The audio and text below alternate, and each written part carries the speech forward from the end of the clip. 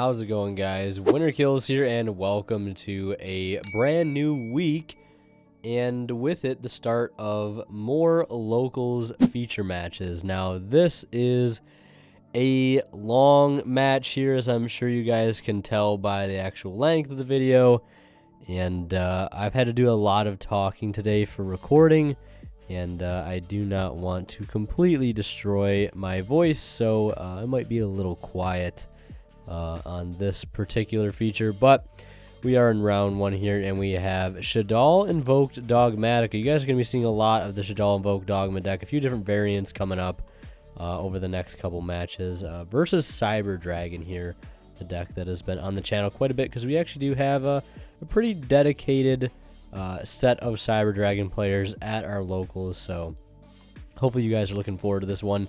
But let's take a look right before they get started here at the poll results for this particular round. I asked you guys who you thought would be taking the L to start things off this week, and about 173 votes as I'm recording. It's very late at night, so not too many votes in yet.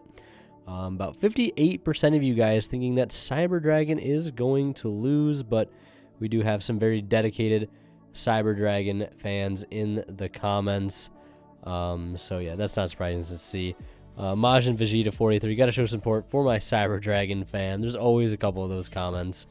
So Cyber Dragon going first here, opening up with the emergency and the normal summon of Cyber Dragon hers, which does not do anything on the normal summon. More so as like a discard for cards like Galaxy Soldier, or if it is being able to be linked off to the grave. Can search, I think, add a Cyber Dragon from grave back to hand or deck to hand, just the actual Cyber Dragon itself. But we're going to see him commit the normal of Core, which is the better normal summon here.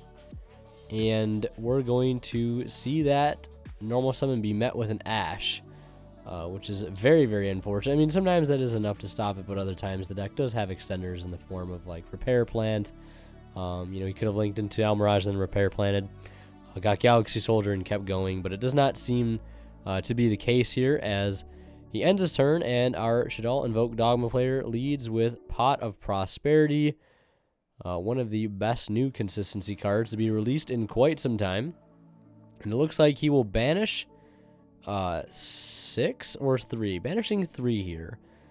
This is one of those decks that you typically don't need to banish 6.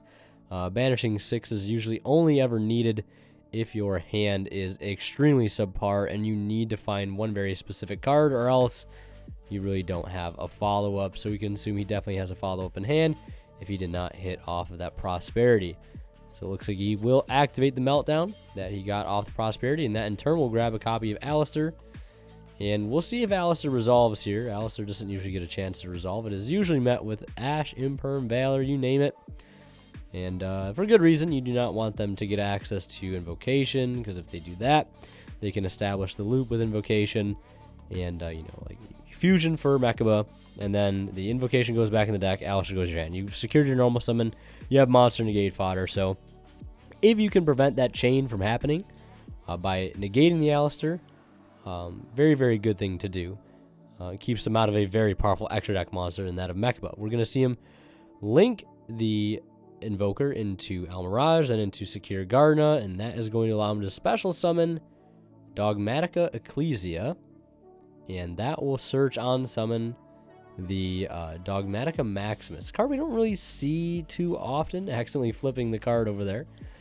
But yeah, card we don't really see too often, I feel like, in a lot of Dogma builds, or maybe I'm just not remembering it correctly, but I feel like at least in the past, because I know this format, this deck has kind of fallen out of favor, at least at the start of it, after that ban list we had back a couple months ago. And it seems like it's kind of regaining popularity, because some people have forgotten about it, like, hey, this deck is still good, we should play it. At least at our locals, that we've seen a lot of Shaddoll Invoked Dogmatic. I think they're at this locals, or no, the local, yeah, this locals here, there was about 7 Shaddoll variants, which is crazy, out of, like, I want to say 30 plus people. So a lot of Shaddoll floating around again, after seemingly a very big decline in popularity after the Dragon Link hits. And, no longer being the most popular deck, and it's switching to Tri-Brigade. But Tri-Brigade is a very good deck, that's obviously a different story for a different video. But We're going to see him resolve the Maximus. It's going to send Titaniclad and Apgalone.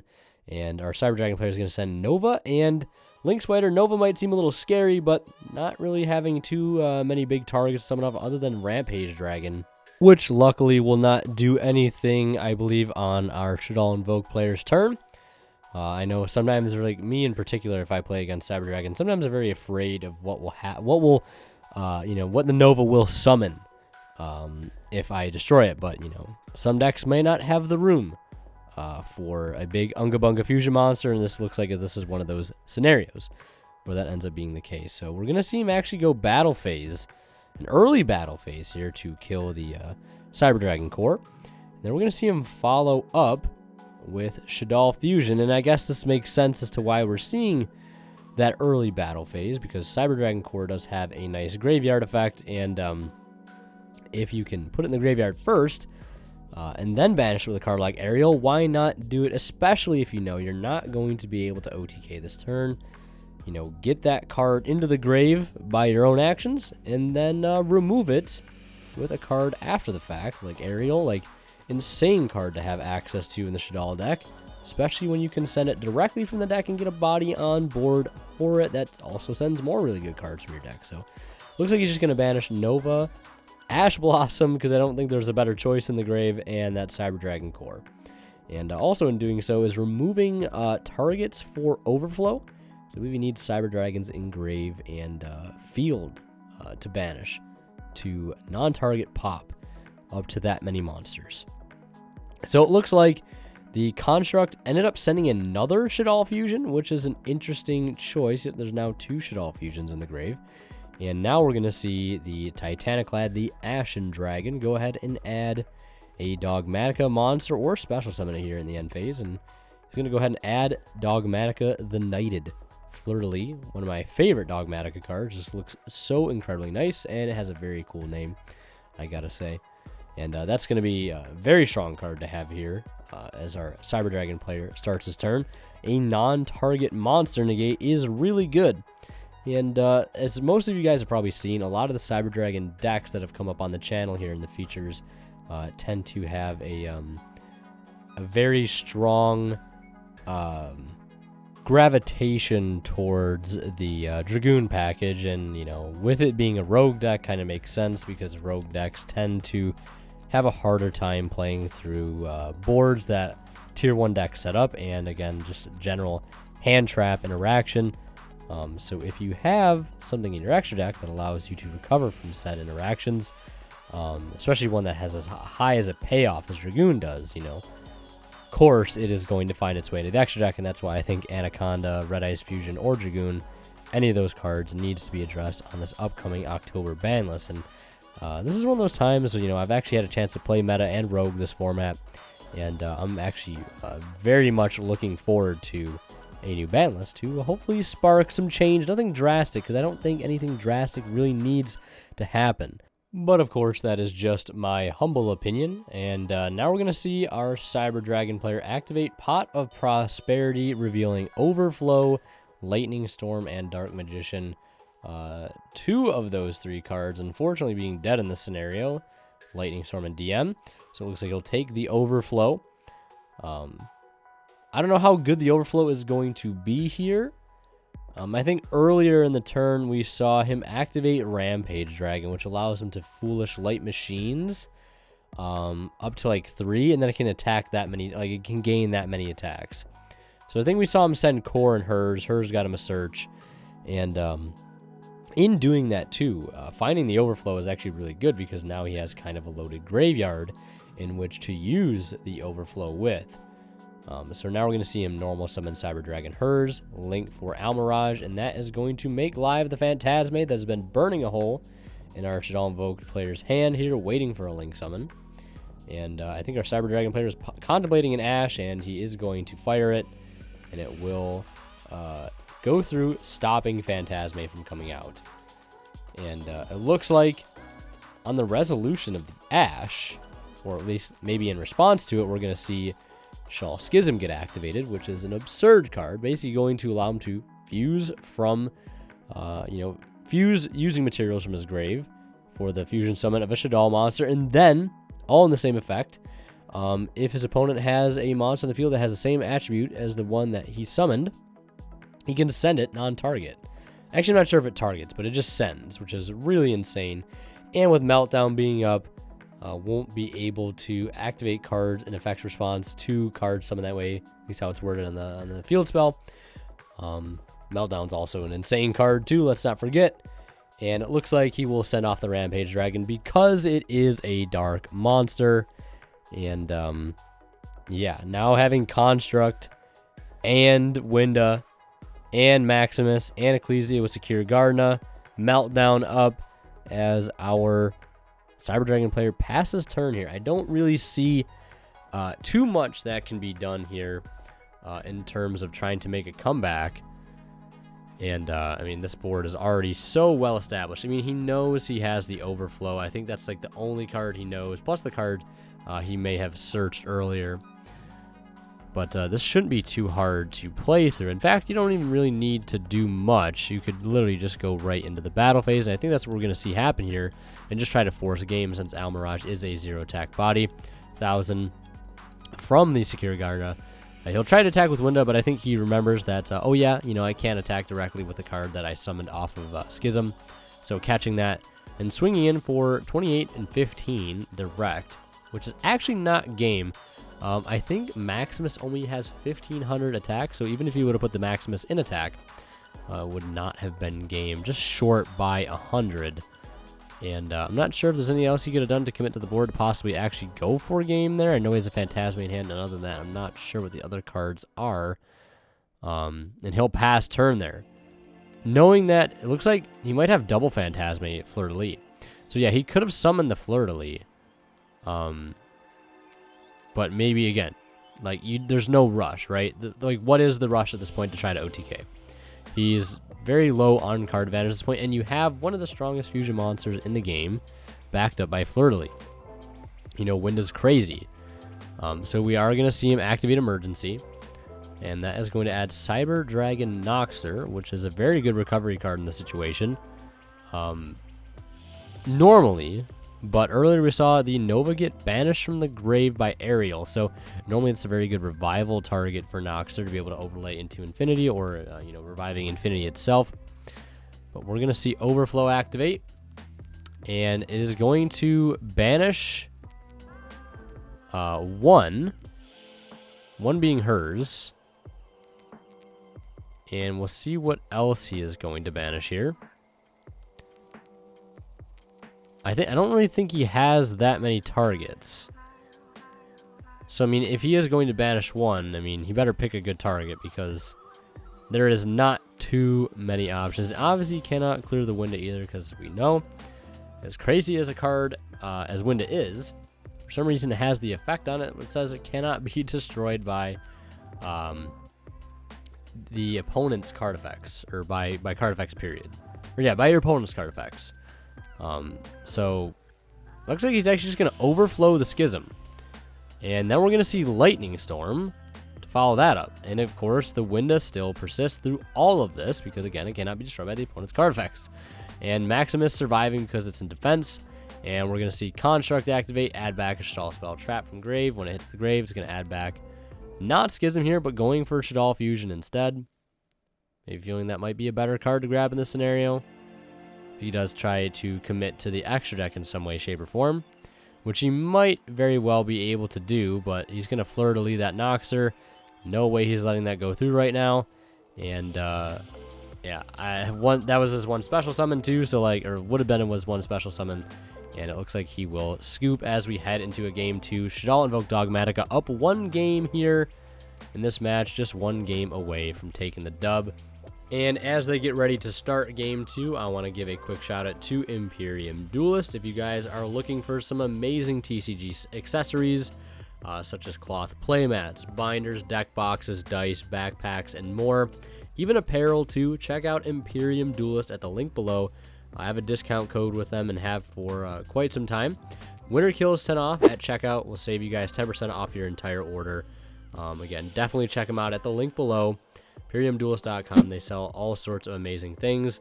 And also, if you guys are buying anything on TCG Player, please do not forget to use my affiliate link at the link below. You guys shop and check out using that link. A small bit of revenue from your purchase will go right back in the channel and helps out a ton for cards that you're already going to be buying. One of the easiest ways to support the channel, no extra cost to you guys. So next time you find yourself going to TCG Player to pick something up, just quickly stop over to the channel, click that link, and then do your shopping like you would normally. And I would greatly, greatly appreciate it, because it might not seem like a lot, but it does help out a ton at the end of the day. So we are going to see here in Game 2, Shaddoll Invoked get to go first, which is an interesting choice. Again, I don't know why you'd want to let this deck go first, but then again, I mean, if you know you're going to open the right interruptions, then, I mean, good for you. And he does have the good interruption, and that's going to be the Ash for the Alistair. So, no other engine cards here, unfortunately. No Dogmatica cards. So he's going to set a Forbidden Droplet. Has an Ash in hand as well, so, like, he's not completely out of the running here. And we're going to see a Prosperity to start things off for Cyber Dragon as well. And we'll just see how many cards he decides to banish. That could also be a good tell of how, you know, suboptimal the opponent's hand is. How many cards do they need to banish off that Prosperity? Because if you're banishing 3, odds are you've got some gas left in the hand. If you're banishing 6, you may really be grasping for a, you know, a starter, anything. So he's going to take the plunge, banish 6, and there is an Ash in our Shaddoll Invoked player's hand. And we'll see if this goes through now. We also have Phantasma and Shaddoll Fusion too. And he will go ahead and Ash. Just, I mean, something I probably would do. I don't know, it's hard. Sometimes ashing Prosperity does make sense, and sometimes it does not. It really depends on the deck you are playing against, but looks like he did have the starter card to go along with it. Maybe a good bluff there, right?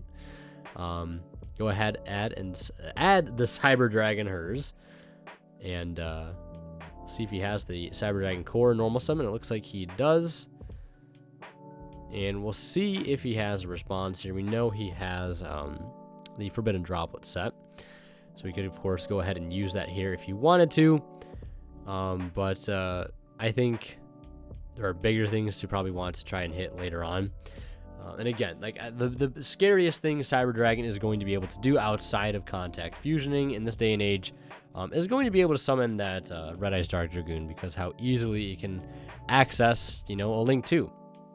Very good engine at just getting, you know, 2 bodies on board to do whatever with, and not only do it like that, but have it be protected in the process, because we know how easily this deck can assemble Cyber Dragon Infinity, which is one of the better Omni Negates that exist. And you can get it on board usually at your 5th summon or your 4th summon, and then, you know, you basically can resolve Anaconda for free, or your opponent is going to need to burn 2 interruptions, which is, you know, 2 less cards for them to work next turn, and then 2 less cards to use on you on the following turn.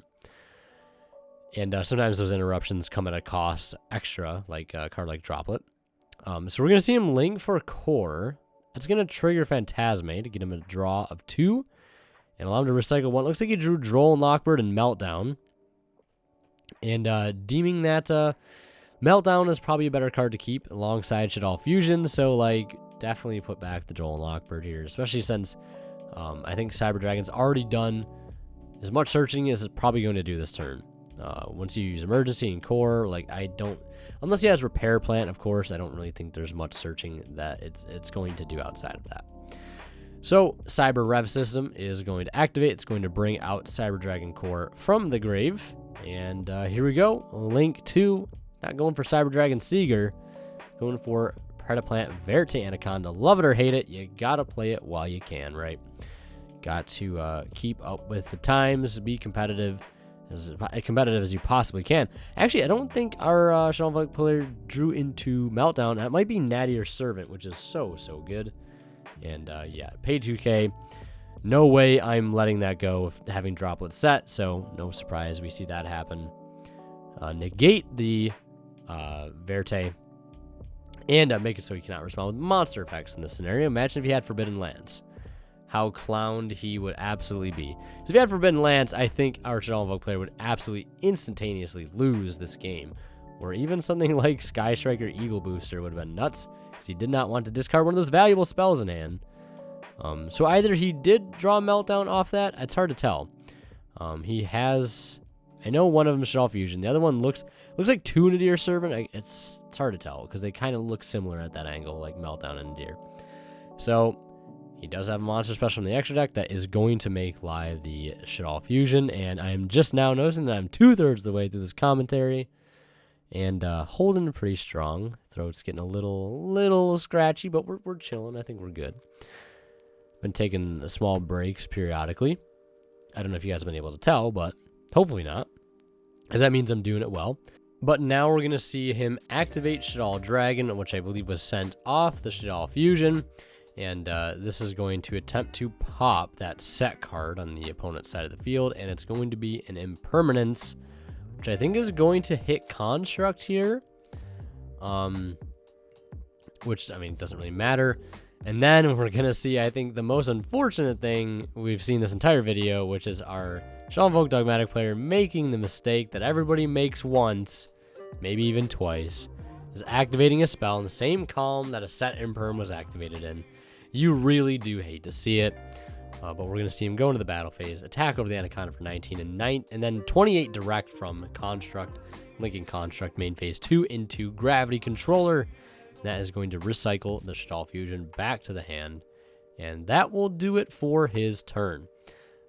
Yeah, he either has he might have another Nadir. That is another Nadir Servant in hand. Yep, it is. So he never punished, right? Never punished. You've got it. He did not even need the first one to go through. He just kind of, you know what? I'll just throw this one to the wayside, right? If he's watching right now, I know that's exactly what I was thinking. No, I'm just kidding. That's funny. I mean, it does happen to everybody. It's also funny that he has another Nadir Servant in hand to just fire off next turn and make sure it is not even remotely close to any imperm columns.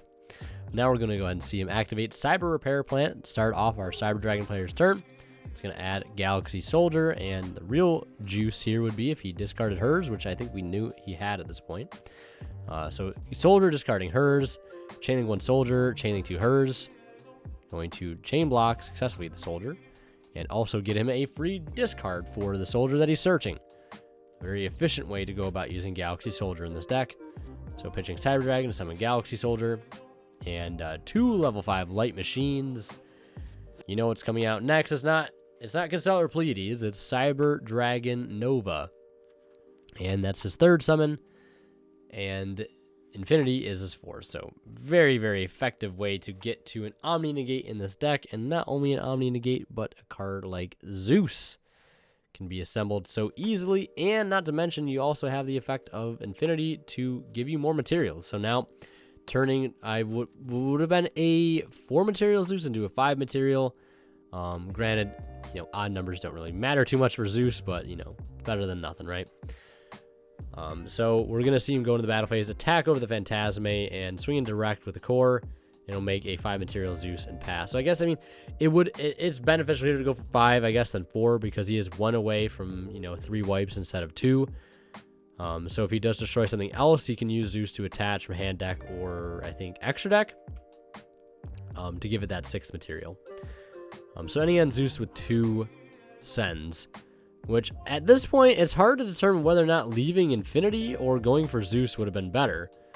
Because if we look at his opening, his hand here, he has Nadir Servant, Shaddoll Fusion. I think he drew Aerial just now for turn. I mean, if you don't make Zeus, I feel like you can't let whichever one he activates go through first. Like, stopping Shaddoll Fusion is just as important, because Apgloom will come out and negate the Zeus, which, I mean, then you can chain to, but it's still negated. Stopping Nadir Servant is great, because Nadir Servant is an insane card on paper. And, I mean, this seems like a scenario like where you let both cards go through instead of just one. I mean, he knew he had the Shaddoll Fusion. And I guess it's really, what do you value more? Do you want to let both cards go through in this case? Because both Nadir Servant and Shaddoll Fusion will be able to resolve uncontested here. Zeus cannot negate them. He can only, you know, make the results of those cards less impactful. So we're going to see him dump Ecclesia and the Aerial from hand for Shaddoll Fusion. He's going to go ahead and banish 3, getting rid of possible extenders and overflow targets, and cards revive off Cyber Dragon next turn, and we'll see the Construct dump Skizzy to the grave. And Nadir Servant's going to be able to resolve too now. So, I mean, maybe leaving Infinity would have just been better at the end of the day. Which is strange to say. But, I mean, because now he's going to board wipe. And, because, I mean, the construct will do a good job at threatening the Zeus. Just because it destroys any special monster it attacks at the start of the damage step, I believe. And now we're going to see him follow up with Servant as he gets back the Shaddoll Fusion to his hand off the construct that was sent by the Zeus, now adding Dogmatic Ecclesia. And I imagine we'll see him go ahead and normal summon that since he has yet to normal summon. Or he could just spec it out while there is a monster on the field, especially summon from the extra deck. And I also don't think our Shaddoll Invoked player sent off his Servant. I don't remember seeing a card being sent from the extra deck. I'll have to go back and double check. Remember when I was editing the graphics, and I remember this part specifically, him not actually sending a card from the extra deck, which is a soft cheat, but at the same time, it's more of like a self-handicap because you kind of want the unless he sent another construct, and I didn't see it. But I don't think he did, because he summoned the original art a previous turn, and then he summoned the alternate art this turn, and then I got Zeused away. So, I mean, I don't know. But either way, he's got Maximus, and Maximus will do the job just the same. He's going to dump Titaniclad, and he's going to dump the Winda. Winda will add back Shaddoll Fusion, so now he has Schism and Shaddoll Fusion, and he's going to get Titaniclad effect end phase, which I imagine is going to get Fleur de Lis. And at this point, if you're the Cyber Dragon player, I don't know why you don't Zeus end phase here.